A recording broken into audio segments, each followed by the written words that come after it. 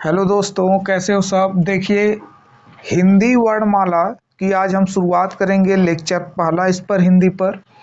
देखिए, जितना यहाँ पर हम कॉन्सेप्ट आपको बताएंगे, याद रखना कि कोई भी एग्ज़ाम जिसमें हिंदी आता है, जैसे आपका एसएससी जीडी हो गया, जैसे यूपीपी हो गया, टीईटी हो गया और अदर एग्ज़ाम्स जिसमें आरओ वगैरह में जिसमें हिंदी आती है, बता दें कि इसके पढ़ने के बाद अब आपको कोई दूसरा मेहनत करने की ज़रूरत नहीं है। याद रखना कि जो भी हम इसमें बताएंगे पॉइंट वाइज आप इसको समझते चलिए, उतारते चलिए। उसके बाद आप देखेंगे कि जब एग्ज़ाम में बैठेंगे तो आपको हूबहू जो यहाँ पर हम बता रहे हैं वही वर्ड वहाँ पर मिलने वाला है। 25 नंबर का अगर आ रहा है, जैसे यूपीपी में 25 का आ रहा, तो बता दें आपको कि आप उसमें 22-23 हिंदी का आप तो कर ही के आएंगे, यानी हिंदी में आपका स्कोर अब बढ़ने वाला है। चलिए शुरू करते हैं। सबसे पहले अगर हम बात करते हैं भाषा की, देखिए हिंदी वर्णमाला पढ़ने से पहले हम भाषा की बात करेंगे। देखिए, भाषा का अगर हम लोग अर्थ देखें तो उसका मतलब होता है भाष, यानी भाषा शब्द निकला है भाष से, जिसका अर्थ होता है बोलना। तो हम कह सकते हैं भाषा का अर्थ होता है बोलना। अब देखिए, किसी अगर वाक्य को हमें बोलना या भाषा बनानी है तो सबसे पहले छोटी इकाई ध्वनि होती है।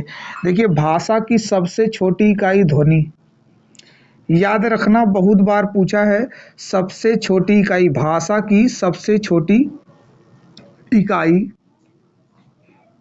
ध्वनि होती है। कभी कभी वर्ण भी देता है, तो ध्वनि कह सकते हो या वर्ण कह सकते हो। अब याद रखना कि ध्वनि या वर्ण बनते जाएंगे, पद बनेंगे, शब्द बनेंगे, पदबंध बनेंगे, उसके बाद उपवाक्य बनेगा, फिर क्या बनने वाला है, आपका वाक्य बनने वाला है। तो हम आपको बता दें इसका क्रम। जैसे ध्वनि या वर्ण है, इसका क्रम भाई लिख लेते हैं, जान लेते हैं। जैसे ध्वनि या वर्ण है तो ए अगर बना तो इसके बाद अगर कई ध्वनि या वर्ण सार्थक रूप से मिलते हैं तो उसे हम लोग अक्षर, यानी उसके बाद अक्षर आएगा। इससे थोड़ा सा बढ़ा जाएंगे, थोड़ा सा और आगे अगर जाएंगे तो अक्षर के बाद आएगा आपका पद, पद के बाद आएगा पदबंध, पदबंध के बाद आएगा आपका उपवाक्य और उपवाक्य के बाद आएगा आपका वाक्य। तो हम कह सकते हैं वाक्य के बाद ही भाषा बन जाती है। तो सबसे बड़ी इकाई में अगर देखें तो वो दिख रहा, और सबसे छोटी इकाई में देखें तो ध्वनि या वर्ण दिख रहा। तो आपसे यही पूछा था कि बताइए भाषा की सबसे छोटी इकाई क्या होती है, तो आप बताएंगे भाषा की सबसे छोटी इकाई ध्वनि या वर्ण होती है। चलिए आगे देखते हैं, प्रश्न करते हैं भाई। ऐसे आप उतारते जाइए, हम क्रमबद्ध बताते जाएंगे। एकदम जीरो से हिंदी शुरुआत कर रहे हैं। याद रखना कि अगर हिंदी किसी भी जो आप एग्जाम देने जा रहे हैं, अगर उसमें सब्जेक्ट हिंदी आ रहा तो हिंदी से आपको अब डरने की जरूरत नहीं है। चलिए आगे बताते हैं। जैसे वर्णमाला है तो पहले समझते हैं वर्णमाला के बारे में। देखिए, वर्णमाला जो है दो शब्दों से मिलकर बना हुआ है, वर्ण प्लस माला।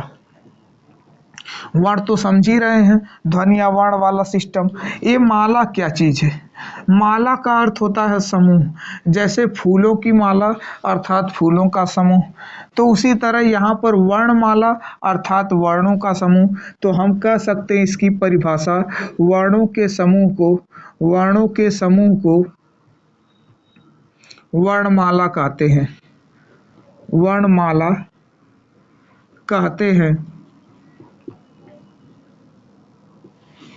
समझ में आ रहा? वर्णों के समूह को हम लोग वर्णमाला कहते हैं। अब देखिए, इस समूह में जैसे फूल में कई तरह की ना, माला में कई तरह की फूल आ सकते हैं, फूल वाले माला में, उसी तरह इसमें भी कई तरह के होने के अलावा अगर हम देखें तो वर्णमाला दो चीजों से मिलकर बना होता है। यानी वर्णमाला जो है इसमें दो चीजें आती हैं। एक आता है स्वर और दूसरा आता है व्यंजन।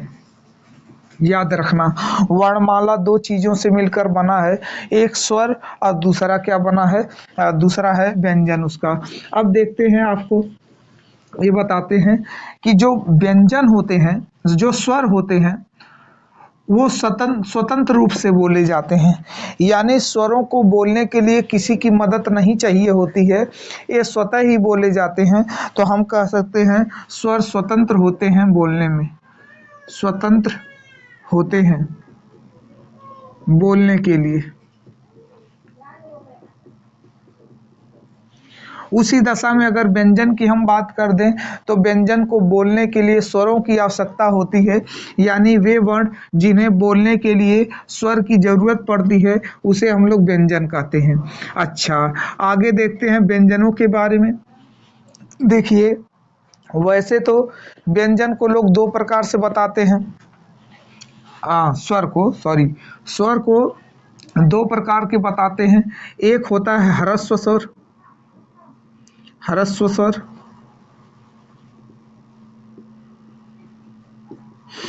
और दूसरा होता है दीर्घ स्वर। देखिए, लेकिन हम बता दें आपको, इसी में कभी कभी दे देता है एक प्लुत स्वर आता है, यानी तीन प्रकार के बना देता है। तो अगर देखा जाए तो तीन प्रकार के होते हैं। तो एक हो गया दीर्घ, आपका यहाँ पर लिख देते हैं, और एक होता है प्लुत स्वर। अब देखिए, क्या ह्रस्व स्वर, दीर्घ स्वर और प्लुत स्वर, देखिए जिसको बोलने के लिए कम समय की आवश्यकता होती है उसे हम लोग ह्रस्व स्वर कहते हैं। यानी ऐसा स्वर जिसे बोलने के लिए कम समय लगता है, बोलने के लिए कम समय लगता है उसे ह्रस्व स्वर कहते हैं। और जिसे बोलने के लिए अधिक लगता है, अधिक समय लगता है, उसे हम लोग दीर्घ स्वर कहते हैं। अब बात आती है, ये तो दोनों में खत्म हो गया, तो फिर क्या प्लुत स्वर में बचा हुआ है। तो बता दें आपको प्लुत स्वर क्या होता है।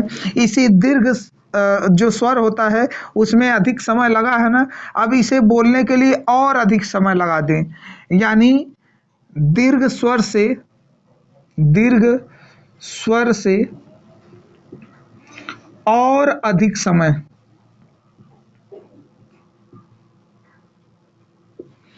यानी इसमें दीर्घ स्वर में जितना समय लग रहा उससे और अधिक लगा दें।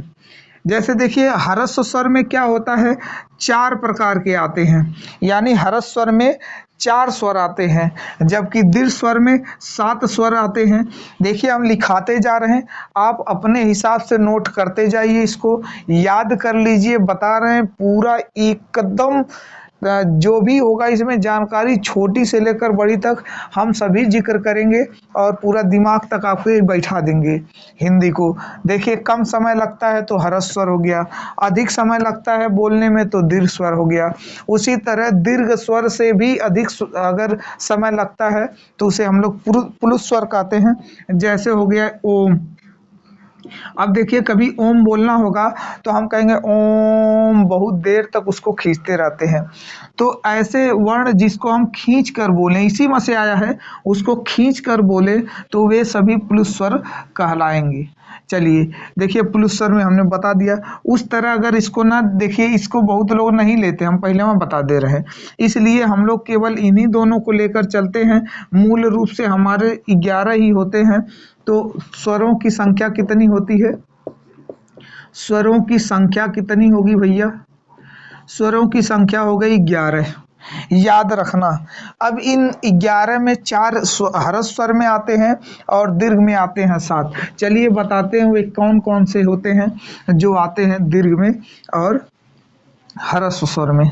चलिए देखिए, जैसे अगर हम ह्रस्व स्वर की बात करें, इसमें 4 जो होते हैं वो होते हैं अ, वो होते हैं ई, छोटी छोटा ऊ, इसमें इसके बाद आ जाता है री। देखिए, ये 4 इसमें आ गए, बाकी जो है अंग और अह को छोड़कर दीर्घ वाले में आ जाते हैं। तो दीर्घ स्वर अगला आ गया। तो दीर्घ स्वर में कितने आए, 7।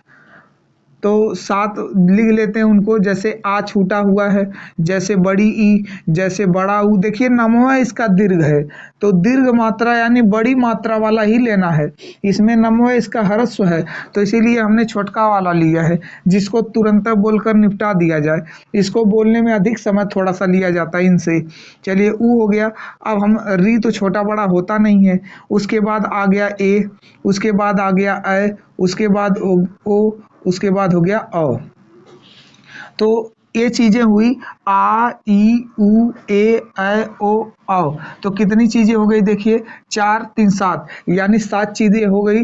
तो हम कह सकते हैं स्वरों की संख्या 11 होती है। समझ में आई बात।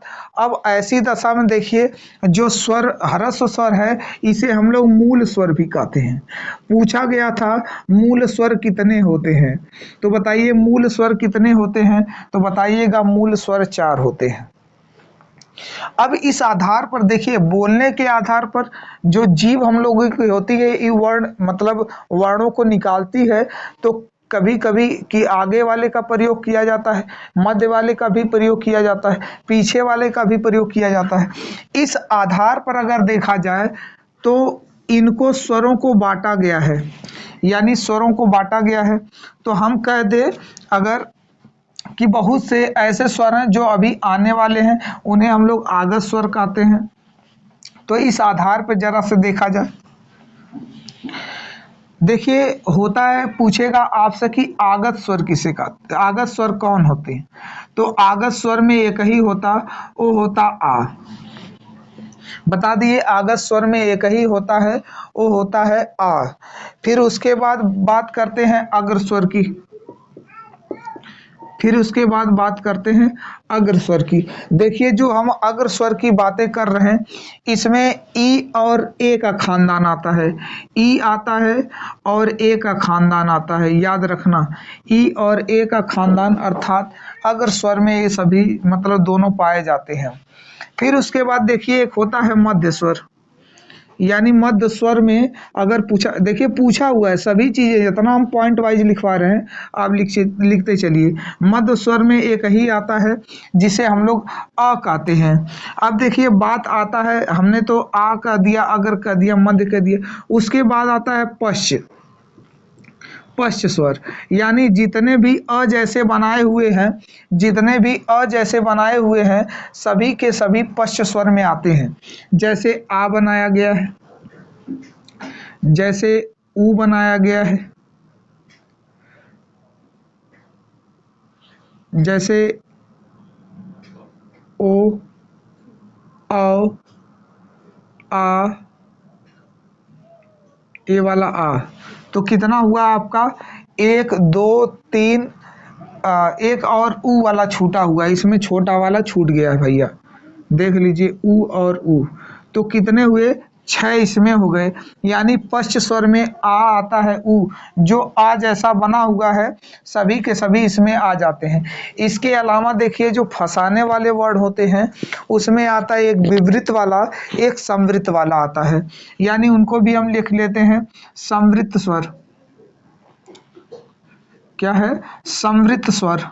यानी संवृत स्वर में देखिए 2 केवल आते हैं, वो ई का और ऊ का खानदान होता है, यानी दोनों में बड़े बड़े। अच्छा कभी कभी क्या कहता है, इसी में अर्ध लगा देता है। देखिए फंसाने के लिए क्या कहता है, कहता है अर्ध संवृत स्वर। तो अर्ध ज्यों कहा ना, तो इस बड़ा है तो इसका आधा कर दीजिएगा, यानी छोटकी ई कर दीजिएगा, इसको छोटका यू कर दीजिएगा। उसी तरह देखिए विवृत स्वर दिया होता है, कौन सा स्वर दिया होता है, विवृत स्वर दिया होता है। तो विवृत स्वर में 3 आते हैं, एक आता है औ का, इधर से देखते हैं भाई, एक आता है ए का, दूसरा आता है औ का, दूसरा आता है औ का, और तीसरा आता है आ। आ को तो हम पहले लिख लेते हैं, यहाँ पर हो जाएगा आ। तो आ का आता है, ए का आता है और औ का आता है, ऐ होता है भाई, यानी बड़े वाले इसमें आते हैं। आ का होगा आय का होगा, औ का होगा। चलिए एक बार फिर से हम रिपीट कर देते हैं। देखिए जो अग्र स्वर है उसमें 4 होते हैं, वो जो ई वाला और ए वाला खानदान होता है। आगत स्वर में 1 होता है, उसी तरह मध्य स्वर में भी 1 होता है जिसे अ हम लोग कहते हैं। पश्च स्वर में जो होते हैं 6 होते हैं, जिसमें अ जैसे डिजाइन के बने हुए आर आता है, दोनों उर आते हैं, ओर आता है, और आता है और आ होता है। समृद्ध स्वर में जो होते हैं उसमें ई और ऊ होता है, जबकि अर्ध समृद्ध स्वर अगर कभी पूछ दे तो आपका वो छोटका वाला ई और ऊ हो जाता है। विपरीत स्वर में उसी तरह आ होता है, ए होता है और अ होता है। चलिए आगे की ओर बढ़ते हैं, आगे की ओर बढ़ते हैं।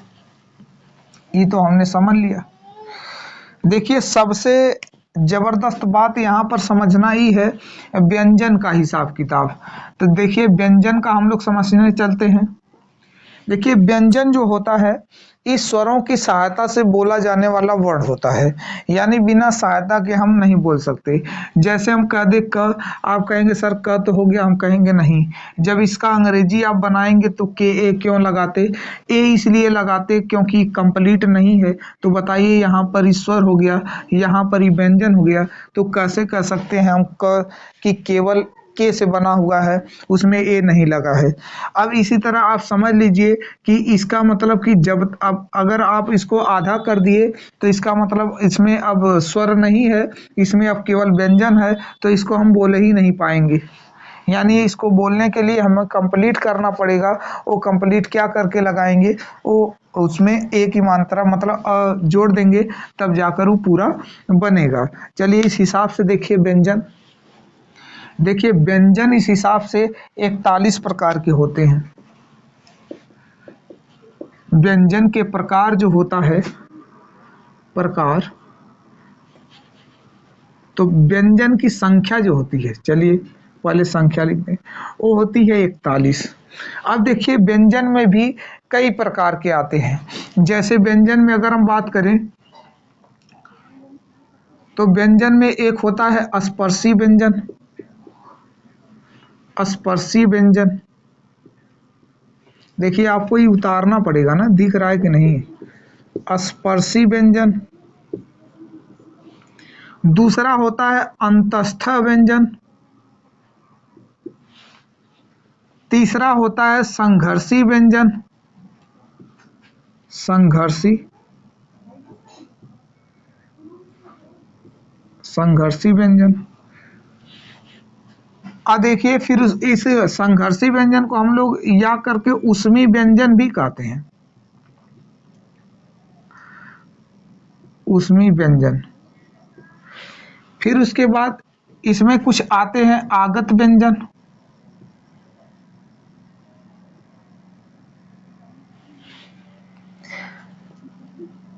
फिर आता है संयुक्त व्यंजन।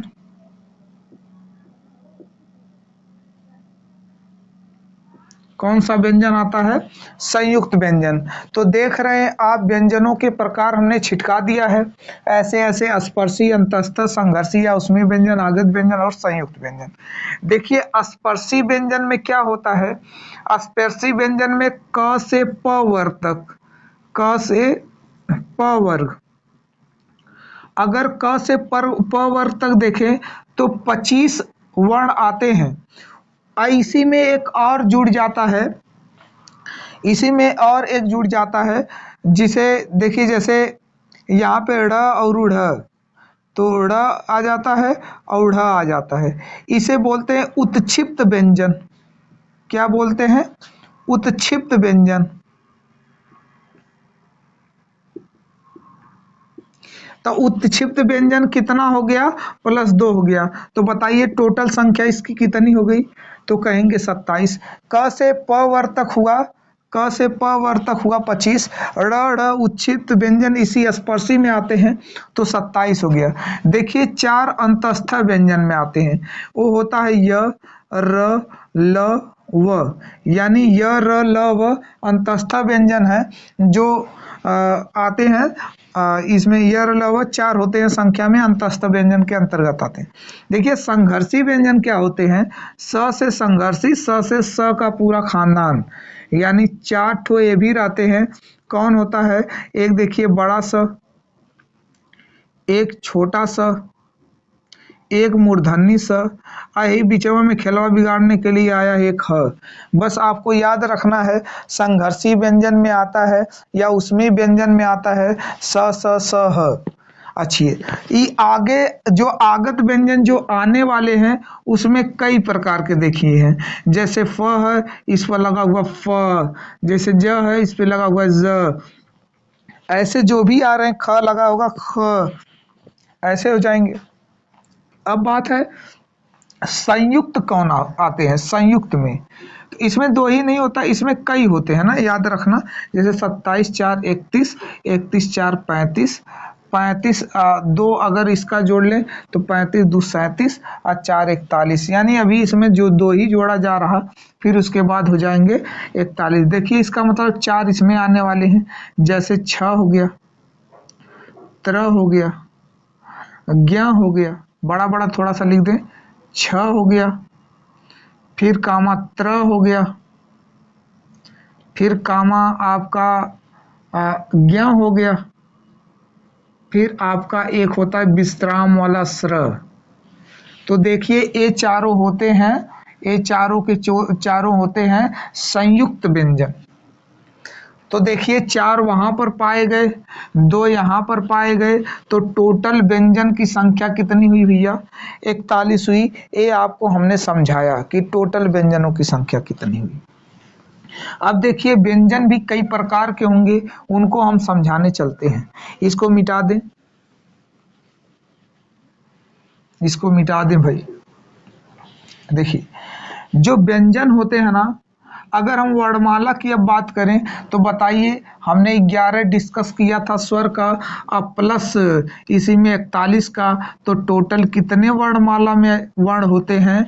तो बताइएगा। वर्णमाला में वर्णों की संख्या होती है 52, यानी टोटल 52 वर्ण होते हैं पूरे वर्णमाला में। ये आपको हमने समझाया। चलिए आगे देखते हैं भैया, आगे क्या हो रहा। देखिए अब क्या है कि उसी में कई प्रकार के व्यंजन आपको देगा, तो सबसे पहले हम लोग बोलने के आधार पर व्यंजनों को समझते हैं।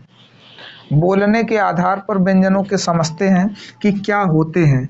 देखिए तो लिखिए भैया, बोलने के आधार पर, बोलने के आधार पर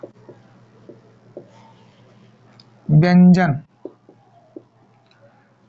यानी जो हम बोल रहे हैं तो बोलने के आधार पर जो हम प्रयोग करेंगे वर्णों को, भाई उनमें कौन कौन, यानी हमारे जो इस मुंह के अंदर जितने भी पार्ट हैं उन्हीं से अगर बोला जा रहा तो उनमें कई पार्टों का उपयोग किया जाता है, उन्हीं से हम उनके व्यंजनों के नाम, जैसे कंठ व्यंजन, तालव्य व्यंजन, मूर्धन्य व्यंजन, उन्हीं की बात हम यहाँ पर करने वाले हैं। चलिए देखते हैं, इसका टेबल हम एक बनाकर आपको दिखाते हैं, फिर उसके बाद हम बात करते हैं। चलिए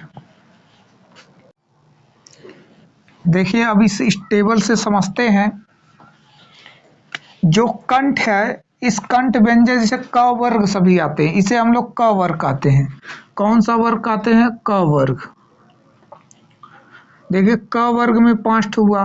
ये च से शुरुआत है तो च वर्ग हो जाएगा, ट से शुरुआत है तो ट वर्ग हो जाएगा, त से शुरुआत है तो त वर्ग हो जाएगा, और प से शुरुआत है तो प वर्ग हो जाएगा। देखिए इस तरह हम लिखे हुए हैं यहाँ पर। हम अगर नंबरिंग कर दें, इसका 1 कर दें, इसका 1 यहाँ पर कर दें, ये 2 कर दें, 3 कर दें, 4 5। अब समझिएगा इसमें, जैसे कंठ, यानी वे वर्ण जो कंठ के द्वारा ज्यादा प्रयोग करके बोले जाते हैं, यानी कंठ से बोले जाते हैं, उन्हें हम लोग कंठ व्यंजन कहते हैं। तो कंठ व्यंजन में क वर्ग आता है। तालव्य जो तालु से बोले जाते हैं उच्च वर्ग में आते हैं। और जो मूर्धन्य यानी दांतों के जो ठीक बिल्कुल बगल में ऊपरी हिस्से में जो मसूड़ा है, उसे हम लोग ट वर्ग के नाम से जानते हैं या मूर्धन्य कहते हैं। दंत व्यंजन तो दांतों की सहायता से बोले जाते हैं। देखिए जिसके पास दांत तो नहीं होता ना, जैसे ओल्ड पर्सन, बूढ़े व्यक्ति के पास दांत नहीं है तो इनको बोलने में वो असमर्थ हो जाएगा, यानी दंत व्यंजन उसके लिए बोलना सबसे कठिन हो जाएगा। उसी तरह ओष्ठ व्यंजन है, यानी ओठ के द्वारा, यानी इनको बोलने पर हमेशा ओठ क्या रहता है, चपक जाते हैं आकर, ये ओष्ठ व्यंजन के अंतर्गत आते हैं। अच्छा, इसमें देखिए बात यह है अघोष, फिर लिखा हुआ है सघोष, सघोष, सघोष। तो याद रखना लास्ट के 3 सघोष होते हैं और शुरुआत में 2 कितने होते हैं, अघोष होते हैं। शुरुआत में 2 अघोष कहलाते हैं और लास्ट के 3 सघोष कहलाते हैं। हम बता रहे हैं आपको कि अब अघोष का मतलब क्या है। देखिए जो अ का मतलब होता है नहीं, अगर किसी वर्ण में अ लगा हुआ है, वो अगर मिलकर बना हुआ है जिसमें अ लगा हुआ है तो उस अ का मतलब होता है नहीं। अघोष मतलब होता है ध्वनि या घड़घड़ाहट, यानी वे वर्ण जिसे बोलने में घड़घड़ाहट न हो, न निकले, उसे हम लोग अघोष के नाम से जानते हैं। यानी क को बोलने पर कोई घड़घड़ाहट नहीं, ग को बोलने के लिए कोई घड़घड़ाहट नहीं, उसी जगह अगर घ को बोला जाता घ, ऐसी आवाज आएगी घ, ये ग, तो इसका मतलब ये हुआ सघोष। अब यहाँ पर देखिए लिखा हुआ है नासिक के व्यंजन, ये सभी देखिए पूछा गया, जैसे हम बता रहे हैं वैसे ही पूछा था कि निम्नलिखित में से कौन कंठ अघोष व्यंजन है, कौन कंठ अघोष व्यंजन। तो कंठ अघोष से भी है, कंठ अघोष से भी, ये नहीं दिया था, दिया था। उसी जगह पूछ दे कौन सा व्यंजन कंठ और महाप्राण है, कंठ और महाप्राण है लेकिन सघोष नहीं है। तो देखिए कंठ महाप्राण पूछा था, सघोष नहीं है, तो बताइए उस समय ख उत्तर सही हो जाएगा। ऐसे ऐसे वर्णों को घुमाकर पूछता है।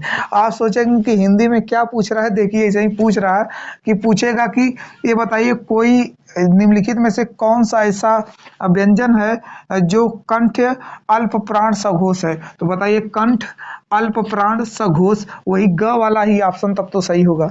इसी तरह वो सबका पूछेगा कौन मूर्धन्य अल्प प्राण अघोष है, कौन मूर्धन्य अल्प प्राण अघोष है, तो ट वाला आएगा। पूछेगा कौन मूर्धन्य अल्प प्राण सघोष है, तो ड वाला आएगा। तो ऐसे देखिए प्रश्नों को पूछता है, एकदम घुमा कर झंझना कर रख देगा। इसीलिए पूरा हम चार्ट ही खोल कर रख दिए ताकि आप इसको पूरा चार्ट जाएं, याद कर जाएं इसको।